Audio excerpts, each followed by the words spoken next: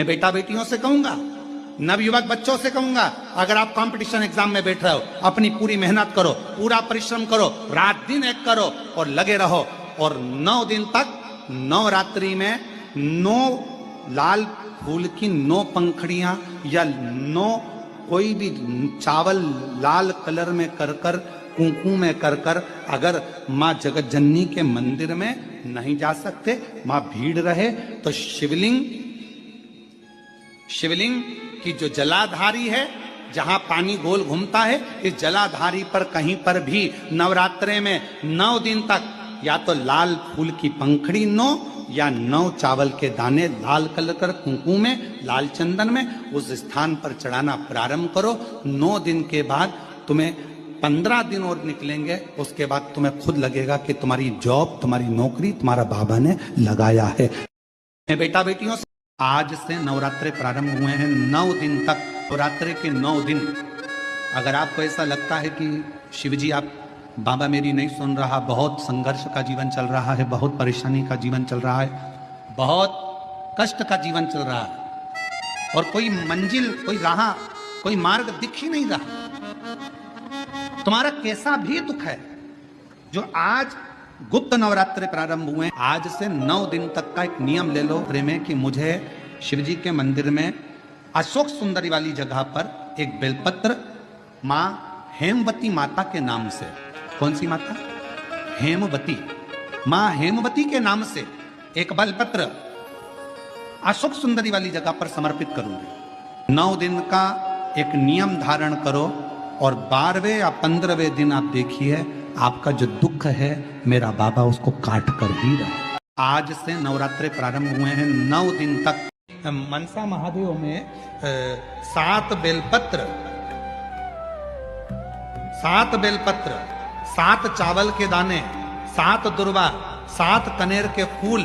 जब हाथ में लिए जाते हैं, और भले लड़के की उम्र 40 साल हो गई हो, 35 साल हो गई हो, 32 साल हो गई हो, लड़की की उम्र भले 32 साल हो गई हो, 35 साल हो गई हो, 25 साल हो गई हो, 40 साल हो गई हो, जिस लड़का और लड़की का विवाह नहीं होता, तो 7 बेलपत्र, 7 चावल के दाने, 7 कनेर के फूल, 7 दुर्वा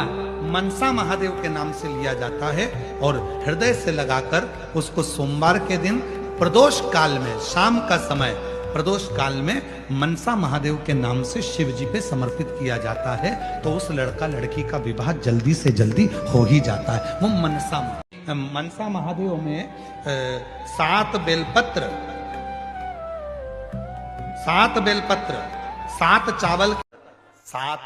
चावल के दाने, या तो पीपल, बेलपत्र, आंवला, बटवृक्ष या फिर शिवालय, 7 चावल के दाने आप इन जगह में से कहीं पर भी अगर आप समर्पित कर देते हैं, तो उसके बाद आप जो जिंदगी जी रहे हैं, और 3 महीने फिर आप अंदाजा लगा कर देखना कि आपने जो 7 चावल के दाने इन स्थान पर अगर आपने समर्पित करे, तो उसका फल पितरों को मिला कि नहीं मिला, और उसका फल हमें प्राप्त हुआ क्या? 7 चावल के दाने, या तो पीपल, बेलपत्र,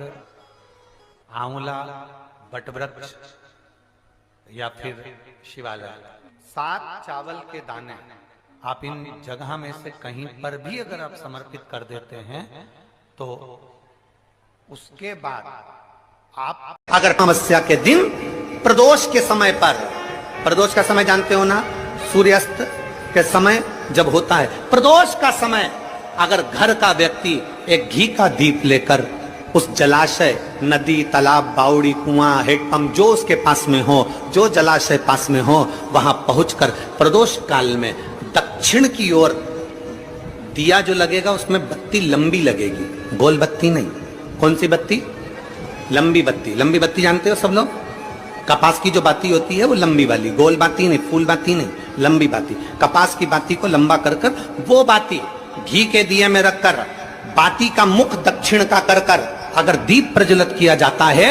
तो वो घर के पितर कभी बद्दुआ नहीं देते, उन पितर आशीर्वाद। अगर अमावस्या के दिन प्रदोष के समय पर, प्रदोष का समय जानते हो ना, सूर्यास्त के समय जब होता है प्रदोष का समय, अगर